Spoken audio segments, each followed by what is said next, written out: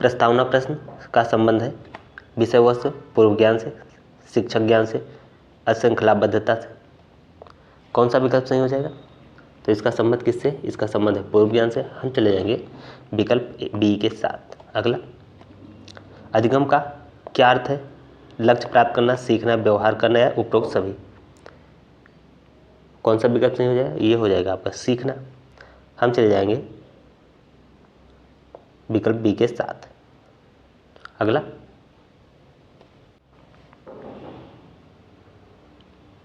अगला हो जाएगा राष्ट्रीय शिक्षा नीति 1986 में उल्लेख है अव्यय व अवरोधन, शिक्षा का गिरता स्तर, शिक्षा में गुणवत्ता सुधार में कमी, उपरोक्त सभी। कौन सा विकल्प सही हो जाएगा? यह हो जाएगा आपका उपरोक्त सभी। हम चले जाएंगे विकल्प डी के साथ। अगला, अगला हो जाएगा न्यूनतम अधिगम स्तर की आवश्यकता क्या है?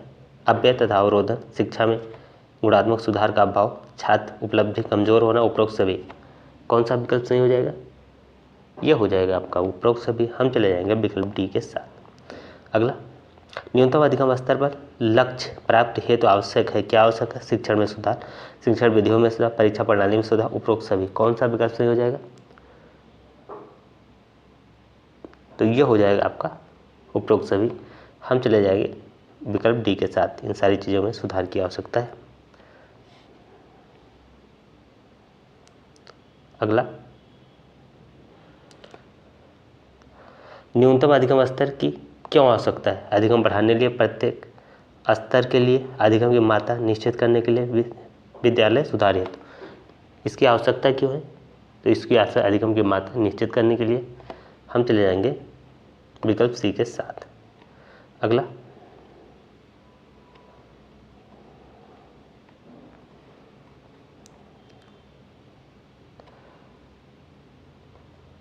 अगला हो जाएगा शिक्षण सामग्री का अर्थ उसे समस्त सामग्री से है जो शिक्षण परिस्थितियों में लिखित अथवा बोली हुई पाठ्य सामग्री में सहायता देती है। कथन है इसी का, राय का, थॉम्सन या जॉनसन वर्क। तो ये कथन किसका है? तो ये कथन है इसी डेटा का। हम चले जाएंगे विकल्प ए के साथ।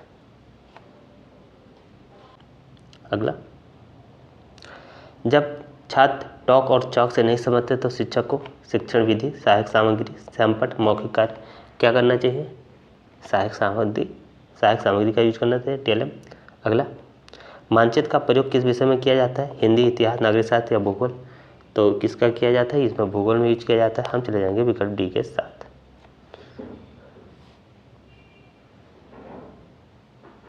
अगला,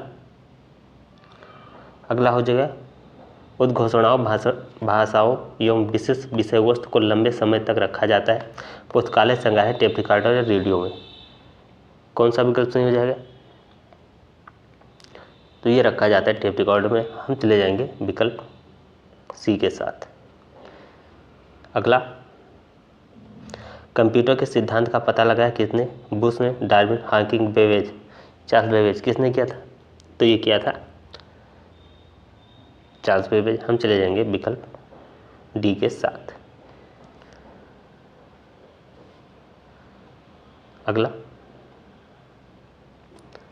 भारत में कंप्यूटर का विकास हुआ 1901 से 1971, 1951, 1975। कब हुआ था? यह होता है 1975 के आसपास। हम चले जाएंगे विकल्प डी के। अगला, वह शिक्षण प्रतिमान किसने बनाया है जिसमें अध्यापक का स्थान कंप्यूटर ने लिया? आशुबेल, डेनियल डेविस, क्विंस, जॉन। कौन सा विकल्प नहीं हो जाएगा? तो ये हो जाएगा आपका, कौन सा विकल्प हो जाएगा? तो ये हो जाएगा आपका डेनियल डेविस। हम चले जाएंगे विकल्प डी के साथ। विकल्प बी सही हो जाएगा। ये पहला वाला इस पे एक बार और देख लीजिए। भारत में कंप्यूटर का विकास हुआ 1961, 71, 51 या 75। तो ये कब हुआ था? ये हुआ था 1961 के आसपास। हम चले जाएंगे विकल्प ए के साथ।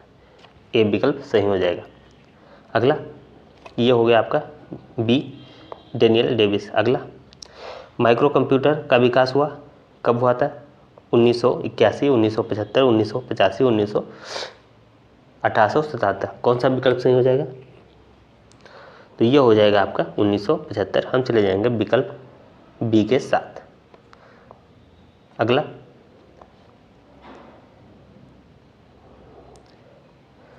विज्ञान किट में उसे कितनी वस्तुओं को शामिल किया?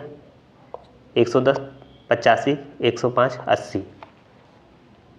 कितना किया? 110। हम चले जाएंगे विकल्प ए के साथ। अगला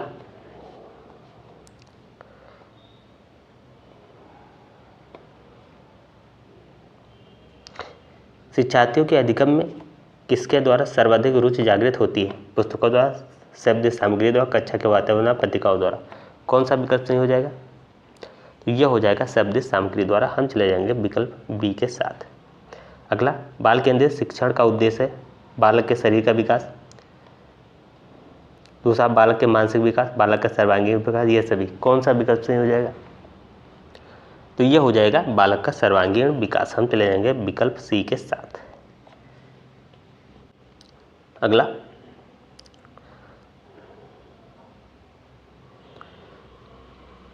सहायक शिक्षण सामग्री द्वारा बालक का विकास होता है मानसिक, बौद्धिक, भाषा का विकास, यह है सभी। कौन सा विकल्प नहीं हो जाएगा? तो ये सभी का होता है। हम चले जाएंगे विकल्प डी के साथ। अगला संप्रेषण के कैसे? प्रेषक, संदेश ग्राही या उपरोक्त सभी। कौन सा विकल्प नहीं हो जाएगा? तो ये सारे। हम चले जाएंगे विकल्प डी के साथ। डी ऑप्शन सही हो जाएगा। अगला निम्नलिखित में से श्रव्य सामग्री नहीं है रेडियो, चलचित्र, टेलीविजन या कंप्यूटर। कौन सा नहीं है? तो रेडियो नहीं है। हम चले जाएंगे विकल्प ए के साथ। अगला भ्रमण प्रविधि के चरण है शैक्षिक उद्देश्य या प्रकरण का चुनाव, पर्यटन स्थल का चुनाव, चयन, पर्यटन स्थल, हेतु सामग्री, उपरोक्त सभी। कौन सा विकल्प सही हो जाएगा? ये हो जाएगा सभी। हम चले जाएंगे विकल्प डी के साथ। अगला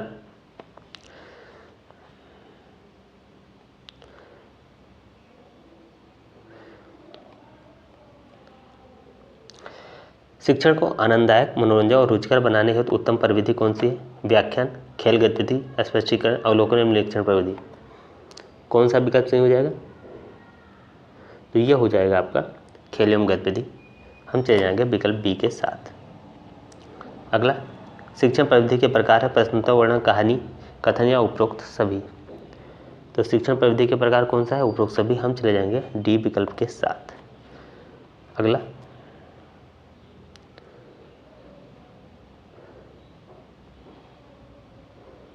अगला हो जाएगा शिक्षण को पूर्व ज्ञान पर नए ज्ञान को आधारित करना चाहिए। यह कथन किस शिक्षण सूत्र की ओर संकेत करता है? ज्ञात से अज्ञात की ओर, पूर्ण से अंश की ओर, स्थूल से सूक्ष्म, सरल से कठिन की ओर। कौन सा विकल्प सही हो जाएगा? तो यह हो जाएगा ज्ञात से अज्ञात की ओर। हम चले जाएंगे विकल्प ए के साथ। अगला शिक्षा सूत्र पथ प्रदर्शन करते हैं जिनमें सिद्धांत से व्यवहार में सहायता के लिए अपेक्षा की जाती है। कथन है रूसो, रेमंड, हार्बर्ट या आर के शर्मा। कौन सा विकल्प सही हो जाएगा? तो ये हो जाएगा रेमंड का। हम चले जाएंगे विकल्प बी के साथ।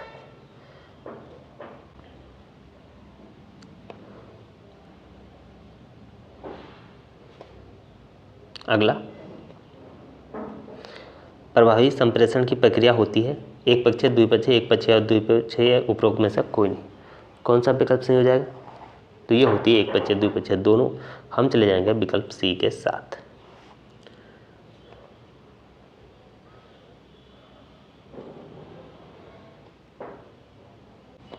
शिक्षा सूत्र पथ प्रदर्शन इनमें सिद्धांत के से व्यवहार में सहायता के लिए अपेक्षा की जाती है। कथन किसका है? Guilford, Skinner, Raymond, Bhatia. कौन सा विकल्प सही हो जाएगा? तो ये हो जाएगा आपका रेमंड का। हम चले जाएंगे विकल्प सी के साथ।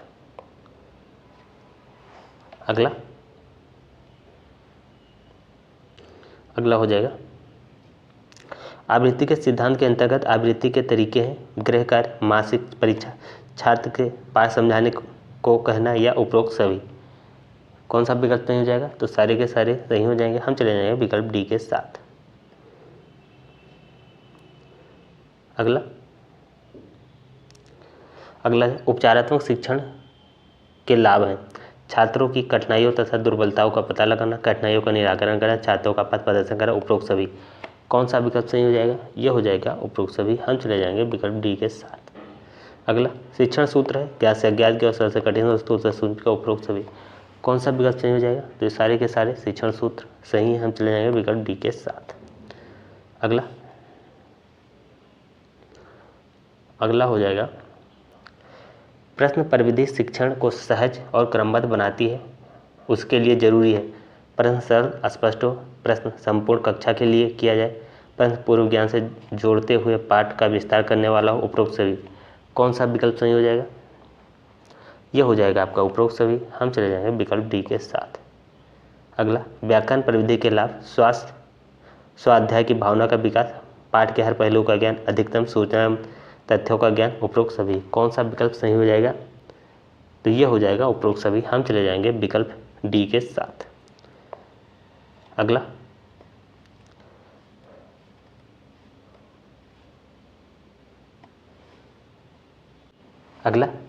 शिक्षण के क्षेत्र में वाद विवाद परिविधि महत्व है, मानसिक विकास के लिए उपयोगी है, जिज्ञासा शांत करने तथा नवीन ज्ञान में वृद्धि होती है, शून्यतः बोलने का कौशल विकसित होता है, या उपरोक्त सभी। कौन सा विकल्प सही हो जाएगा?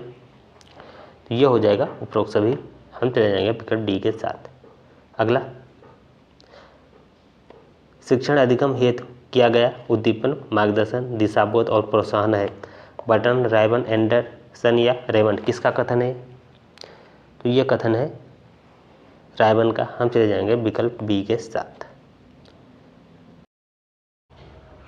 आप लोग कमेंट करके बताइएगा ये क्लास आप लोगों को कैसी लगी। इसे लाइक करें, शेयर करें और चैनल को सब्सक्राइब करके बेल आइकन दबा दें।